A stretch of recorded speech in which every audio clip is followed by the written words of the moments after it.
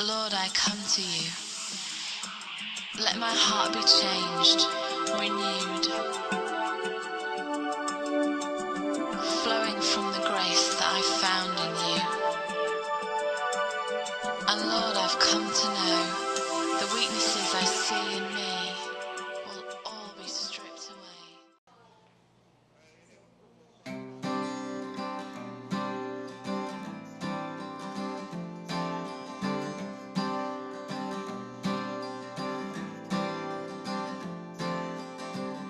So anyone walking down a hard road, worn out blisters on your feet.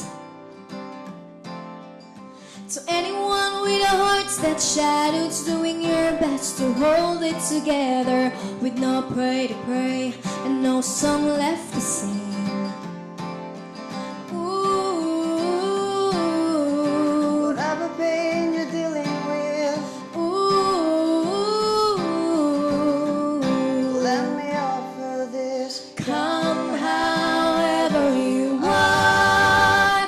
Come with all your heartbreaks. Come with all the mistakes you've made. Lay them down at the cross. Give them to the God who loves you. Hurts start falling apart.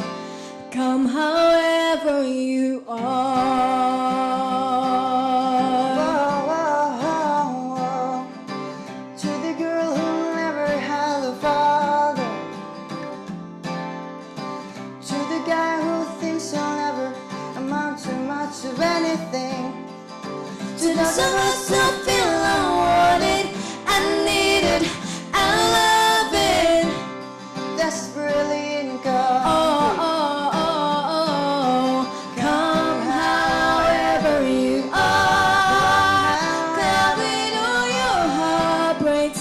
Come with all the mistakes you've made. Lay them down at the cross. Lay them Give down them at to the the God who loves you. Hurts start falling apart. Come however you come, with no regrets. Come with the things you can't take. Come with all your fears and all your shame, with everything. Come with the pieces of your bruised and broken heart. Don't wait, don't wait. Ooh. Whatever pain you're dealing with, let me offer this. Come however you are. Come with all your heartbreaks. Come with all the mistakes you've made. Lay them down at the cross. Lay them Give down them at to the the God who loves you. Hurts start falling apart. Come however you are. Come however you are. Come however you are. Come however you are. Come however you are.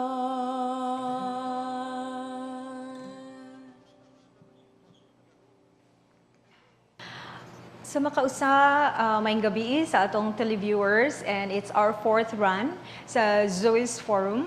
And mapasalamaton mi sa Ginoo nga kini nga programa nagapadayon, although gamay ra ang atong panahon, 30 minutes, but kami nanghinaot uban sa grasya ug tabang sa Ginoo nga kamo na panalanginan. And we're very excited today kay naami mga guests, mo graduate sila sa Xavier University, and dili ni sila mga basta-basta kay gawas nga anak ni sila sa Ginoo, mga top notchers, mga athletics, kauban namo sa football. And although dili may daog, but enjoy.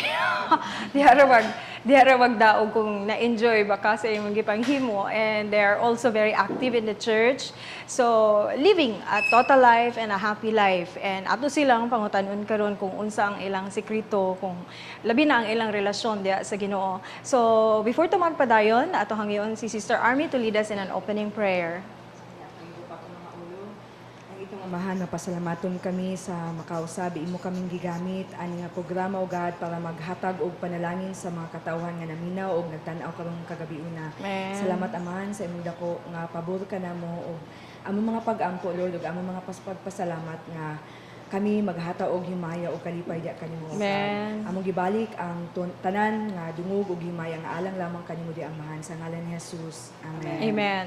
So, magpasalamat data kang Sunshine o si John Loy, sila ang mga young people sa Glorious Hope United Fellowship. Sila ang nagkanta kaganina. So, we hope nga napanalinginin mo sa ilang kanta nga Come However You Are. Tinuod gina mga igsoon, ingon siya diya sa Book of Hebrews, ang Ginoo nagaingon nga we come boldly to the throne of grace.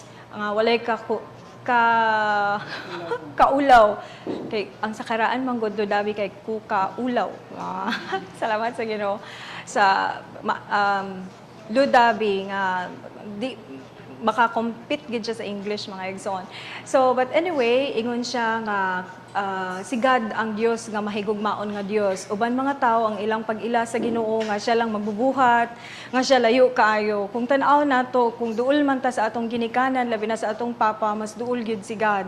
Kay siya kung kinsa ka man, unsa ka man, unsa imong nahimo, gihigugma ka sa Dios. Nga masag ingon ni Max Lucado, there's nothing that you can do, there's nothing that you can do nga para kahigugmaon sa Ginoo. Kay maski unsa ka, maski kinsa ka, gihigugma ka sa Dios kay siya ang Dios sa gugma. So atong pangutan-on si Ma'am Fiona. Ma'am Fion, like unsay imong nasabtan sa Come However You Are? So, salamat sa Ginoo sa kanta nun. I believe nga daghan gyud nga napanalinginan sa magkanta ni Sunshine kaganina tungod kay isip usa ka tawo kay makasasala man ta no. So daghan kaayo ang atong mga gipagbati nga dili maayo nga ang atong tan-aw kay dili ta dawaton sa Ginoo, pero sa tinuod di ay giblind lang di ay ta sa atong kaaway para nga dili gyud ta makaila diha kang God. Pero kung nakahibalo di ay ta nga si God kay gugma, then maski unsa pa tong atong past, present, and even future nga mga sala, kay wala gid di ay nay bili sa iyaha tungod kay ang iyaha is gugma. Therefore, kung unsa man ang atong mga nahimo nga sala, or unsa ang atong mga gipangbati, for as long as kanang mo bow down ta diha kang God, then we believe nga God will accept us for who we are because God is love, and sa iyaha is kanang kung gidawat nato si Kristo sa atong mga kasing-kasing, thereby ang iyang makit-an si Hesukristo sa atong mga kinabuhi. So ang iyang maihatag sa atwa is gugma, ang kanang pagka Fiona or pagka kinsa nato no kay matabunan na sa dugo ni Hesukristo, thereby kanang maka adto ta sa trono sa Ginoo tungod kay gidawat ta kung kinsa ta og pinaagi ana dili na wala nay hold, wala nay stronghold ang atuang mga sala or unsa ang atong mga kagahapon or even atong mga kabalaka sa umaabot tungod kay si God na ang nagpahiluna ana, si God na ang nag-cleanse, si God na ang naghinlo ana, ug si God na pud ang nagpahiluna sa imuhang mahimo nga ugma.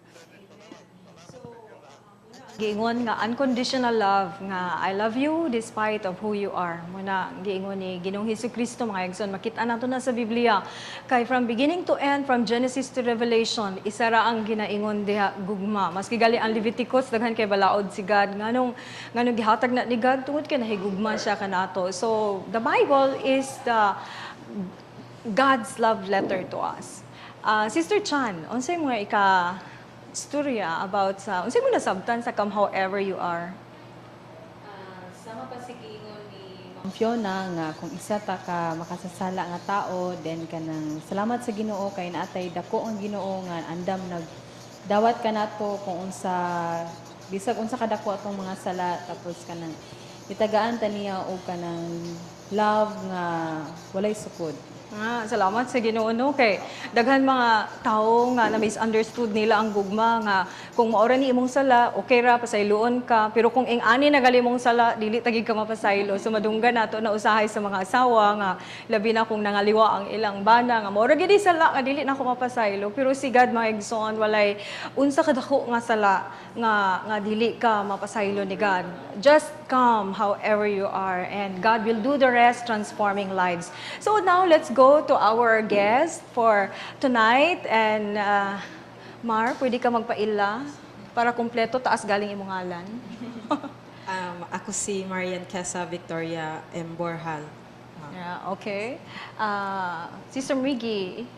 Ako din si Migoldis Gantalaw, pero pwede ko nyo tawagon sa pangalan nga Maggie. Maggie. So, wrong pronunciation ko. Miggy.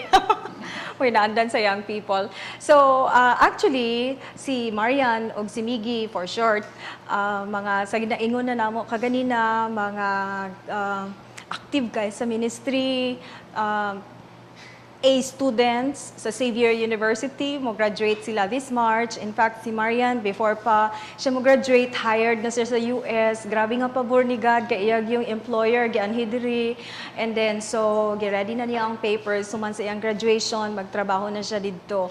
Pero isa ka butang, among prayer, nga ibalik gid siya ni God diri. Pahulaman ra siya kajut dito. No? So, atong pangutana. Then si Miggy is an honor student. So, consistent honor student from Valedictorian sa high school, Dean's Lister sa college. So, nangandam na gid mi mga igsoon kay mag-celebrate mi sa victory nilang duha. So, you're all invited. Capistrano Luna Street, Glorious Hope United Fellowship Center. O, nang-invite na ko. So, Mar, unsay sikreto nga nung ing-ana ka lively, ing-ana ka dynamic ang imong life nga considering nga daghan mga batan-on karon sa ginaingon nato sa previous program nga bored sila, then wala sila gana, not motivated. Pero sa inyo like blooming and then successful, unsay naghatag ana nga flavor sa inyong kinabuhi despite sa inyong kabatan-on? Sa ako ang life, ma'am, is kay nag-exist man yun si God. So, kailangan, naasa ko is ang first gid is ang prayer. Ang prayer and then ang determination ako to fulfill my dreams. Dagan kay kog pangandoy sa akong life and then kana siya dili na ako ma-fulfill kung wala si God sa akong life. Nag-uban kanunay and hard work ana siya. So bisan unsa akong gabuhaton i-praise nako si God, himo na ko siya. Siya gid ang angayan i-honor kay dili ko maabot ana nga butang kung wala nako gi-honor si God. Young people, mga igsoon nga, grabe kay nila si love si God, grabe nila ka love si God nga they want to honor God. Murag pagstorya nimo anak Mar, ako nadumduman si Joseph kay God gave him a dream. So lahi ang dream nga imo lang, lahi ang dream nga gikan gid kang God. So atong pangutanon Sister Miggy. So Miggy very successful and hopefully magpadayon ang success sama sa gisaad ni Joshua. Asa man ka nga camp? Joshua ka? Jacob. Sa amo na summer camp mga igsoon na sila grupo. Sige. Ang sikreto gyud para sa successful nimo nga studies para sa sa ka estudyante is unahan lang gyud si God kay musunod na gyud ang tanan sama pa sa giingon sa pulong sa Ginoo sa Matthew 6:33 na seek ye first the kingdom of God and His righteousness, and all these things shall be added unto you. Na kung si God gid imong unahon sa tanan, kay ang success is musunod na gid na siya. Tanan-tanan mo na siya. Amen. So, labi na ang ilang mga kurso, dili basta-basta, no, kay international studies. Pero sa March, mularga na si Marian, international na gyud, US. Pero what's the plan for Miggy after graduation? After graduation, kay kung itugot ni God, kay mag-proceed og law, kung itugot sa Ginoo, pero kung dili sa mag-work. Oh, salamat sa Ginoo. So, again, lami kay paminawon mga igsoon. I hope nga napanalanginan mo labi na sa amo mga televiewers nga mga batanon nga tinuod gyud na ako itugot ni God. Ingon sa James nga God willing kay ang kabubuton ni God mao gyud ang perfect place for us. Kung naata nakatunong sa kabubuton sa Ginoo, pinaka happiest place, safest place, kabalo ka nga you're in good hands. So muna kung batanon ta kinahanglan na atong kinabuhi nasibo gyud sa kabubuton sa Ginoo. So murag kasiguro mga batanon karon labi na kay human na day ang Valentine's. So walay love life or what can you say? Si Marian. Sa Hi, karon, Mami. sa karon ma'am, na ako yung boyfriend. Yes. But wala siya din sa Philippines. Oh. Na siya sa lain na country. And then, na youth leader sa siya since 2006. So, kuan siya ka na youth leader sa Christian community dito sa ilang country. And then, So, unsa imong pagsabot sa kanang kay wala na mo na nahuman nga topic last Wednesday nga about love. So, how do you define love? love for me is selfless. Yeah. And then, LDR me. Pero God is in the center of it. So long distance Yes. LDR. So murag hapit nang mawala sa kuan circulation sa to LDR. Murag wala gid sa among klase. Si Sister Miggy. So ingon siya selfless, meaning to say tinuod gyud nga nahigugma ka kadi nimo makita nimong kaugalingon pareho kang Ginoong Hesukristo iyang kakakitaan nga kinahanglan ta luwason so gihatag niya ang kinabuhi. So as long as makitaan pa imong self, ma-prioritize imong self, then makapangutana ta, are you really in love? So Sister Migs. Love para sa ako is kanang dapat Christ-centered siya. Yeah. Kay kung si God gud ang sentro sa iyong love is hapsay gid siya. Although na ay mga pagsulay pero kung si God gud ang sentro, ang tanan kay mabutang siya sa insakto nga lugar. And kung pag-abot sa love, another thing para pud sa ako kay ma-prove nimo imong love if you have enough time para sa imong gihigugma. And then sama pud sa giingon ka ganiha sa akong colleague na selfless gid siya. Tungod kay selfless man ka, dili nimo unahon imong kaugalingon kun dili imong hunahon unsa ang makaayo sa imong gihigugma nga tao. Kasulod na si Dewey. Yeah, so salamat sa Ginoo no kay mga batanon pa sila pero kabalo na sila unsa ang gugma. Like last week na uban ako akong igagaw then ingon siya kaya iyang anak nagkuan na involved na sa love life. So murag as a parent gaka-stress siya kay teenagers kabalo ba ka niyon sa ang gugma pero ato kasagara madunggan nga ang ilang ginaingon nga kana siya na nabagsak kay nadaot sa gugma murag dili galing to gugma kay makadaot ang gugma kung sa Facebook pa nga tan-awa gali si Romeo and Juliet namatay tragedy kay tungod sa gugma kinsa pa to ilang ginaingon nga kanang nadaot sa gugma si Ginoong Hesukristo namatay tungod sa gugma John 3:16 and then pero kita mga igsoon, kung tanaw na to ang Bible, kung gusto ta makahibalo kung unsa gid ang gugma, sa ginaingon nato last episode nga sa ito nga chapter ni mo Ma'am Fion, yes. 13 na love is patient, so naadya tanan mga igsoon unsa ang tinuod gid nga gugma. So any kanang encouragement sa mga young people, especially kamo na kanang living a complete life, a total life, nga active in the church, top-notcher sa klase, and then very wholesome life. So, any encouragement sa mga young people? Sister Marian? kay sa mga batanon nga sama nako, unahon gid si God pag-serve. Amen. Kay kung lipayon nimo si God, lipayon sad kaniya. And then kung daghan na tag blessings madawatan, dili na siya mo hindrance para muundang tag-serve sa Ginoo. Amen. Instead, the more ta mag-serve to make us be a good example for others, especially sa karon na atong generation, grabe na kaayo ka sophisticated. So ang atong connection, strong connection with God will lead us to true success. Amen. Because we have a true God. Amen. Sister Miggy? So, as usa ka batan-on no is ako ma-encourage sa matag usa kay ayaw gid kalimti si God. Man. Especially sa matag journey ninyo sa inyong kinabuhi every day. Always seek God first in the morning kay if you put God the center, then everything will come together.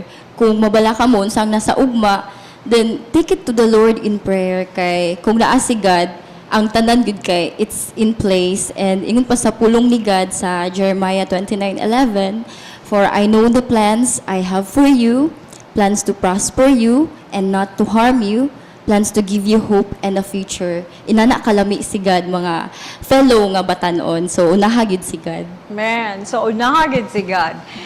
Sister Dewey, ato mga announcement before ta mag-closing prayer. And then, ang malimtan ni Dewey, si Sunshine ang mag-remind. So, our invitations, announcements, and Yes, announcements for mga activities naman sa church. First is every Wednesday and Friday na may Bible study. Then every Tuesday and Thursday na pod ni practice kung kinsa man tong mga young people diha nga kanang hilig sa mga instruments or naay nice nga voice, pwede mo moadto sa Capistrano Luna. Kay every 5 p.m. ga practice me dadto for sa kanang worship team. And then next is naapod ni every Sunday fellowship, then morning fellowship pagka 1 p.m. magkuan din may mag-outreach, daghan may biyasong nami indahag, then pagka afternoon dayon 4 to 6 another evening worship, then other nga mga announcements si Ate Shai na katong mga bugat-bugat nga announcements. Okay, may gabi sa tanan. Salamat sa Ginoo Dewey, akong partner sa mga announcement, no? Grabe ka amazing. So, okay mga igsoon, kanang giinbitar tamo sa amo ang upcoming concert is coming February. Karong February na gyud nga month. 27. February 27 dito sa Tablon.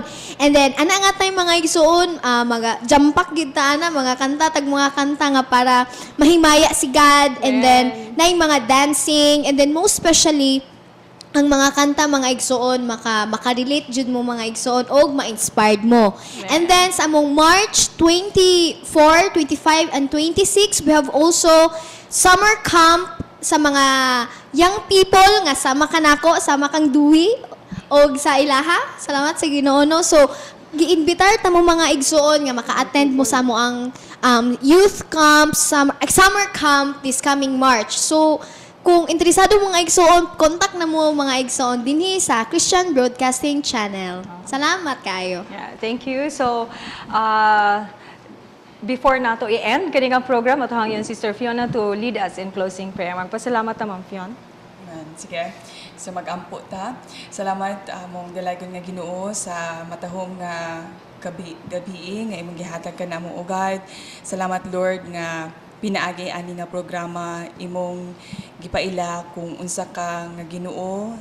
Ginoo nga tinuod, Ginoo Lord nga dili masayop, Ginoo nga always on time sa mga kinabuhi. Yes, Salamat Lord Lord sa imong pag-display, sa imong dako nga gugma, sa imong Yes, halapad nga Lord. gugma, sa imong taas nga gugma, ug sa dili matungkad nga gugma dili para sa amo, Lord Father God. Yes, Salamat oh God. Lord nga pinaagi ana, O Lord Father God, when we live that way, then we believe Lord nga kanang mahimo mi nga ehemplo sa mga katawhan nga gusto mga laga diha kanimo o God. And salamat Lord nga pinaagyan ni nga programa, daghan nga mga tao ang ma-inspired o muila diha kanimo isip ilahang Ginoo og manluluwas. Kini among mga pag-ampo sa ngalan ni Jesus. Amen. Amen. So, sa makausa, salamat sa among televiewers, and have a blessed evening everyone.